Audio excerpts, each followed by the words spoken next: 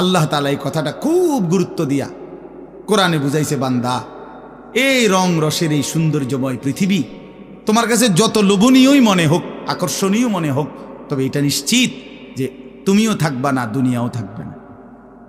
এই কথাটা মনে রাখো বান্দা। এটা যদি মনে রাখতে পারো তো জিন্দেগি সুন্দর হবে, জীবন সুন্দর হবে। এই জন্য কোরআনুল কারীমে আল্লাহ তাআলা খুব এই কথাটা বুঝাইতে চাইছে, বান্দা এই এত সুন্দর পৃথিবী দেখে তুমি যতই বিমোহিত হও, মুগ্ধ হও, তো মনে রাখো এটা থাকবে না, আমি একদিন ভেঙে ফেলব। ইযাস সামাউন ফাতারাত, আসমান ভেঙে চুরচুর হবে। ওয়া ইদাল কাওয়াকিবুন তাসারাত, তারকারাজি খসে খসে পড়বে। পাহাড়গুলো উঠতে থাকবে তুলার মতো। ওয়া তাকুনুল জিবালু কাল ইহনিল মানফুশ ওয়া বুসাতিল জিবালু বাসসা, পাহাড়গুলো তুলার মতো উঠতে থাকবে। সাগর নদীর পানিগুলো টকবক করে উথরাইতে থাকবে। মা তার কোলের বাচ্চাকে ছুঁড়ে ফেলে দিবে।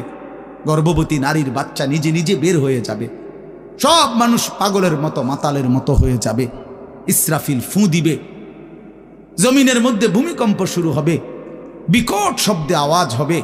আল কারিআতু মাল কারিআ। আল্লাহ তাআলা এই কথাগুলো বহুভাবে বহু আয়াতে বুঝাইতে চাইছেন। বুঝাইয়া বলছেন, বান্দা একদিন তুমিও শেষ হবা, আমার এই সৃষ্টি জগৎ শেষ হবে।